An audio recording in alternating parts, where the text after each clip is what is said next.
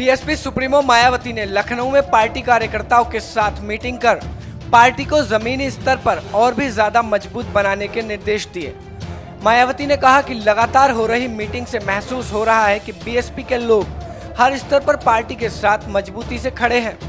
साथ ही मायावती ने बीजेपी पर भी जमकर हमला बोला।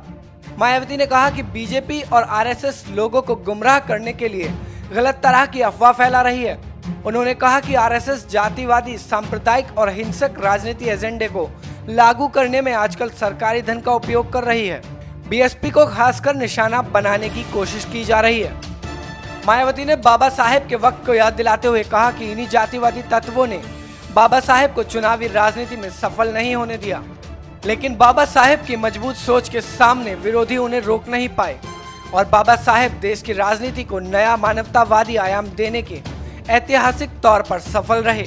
मायावती ने कहा कि हाल के चुनावी आघातों के बावजूद बाबा साहेब की तरह बीएसपी मिशन भी किसी के सामने झुकने वाला नहीं है।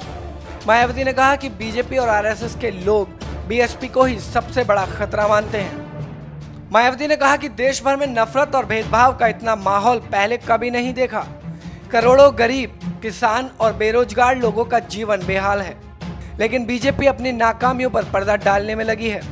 मायावती ने कहा कि केंद्र की मोदी सरकार की तरह योगी सरकार भी अपराध नियंत्रण और कानून व्यवस्था के मामले में पूरी तरह फेल साबित हुई है। मायावती ने कहा कि देश में हर तरफ असुरक्षा का माहौल है, जरूरी सरकारी सुविधाओं का बुरा हाल है।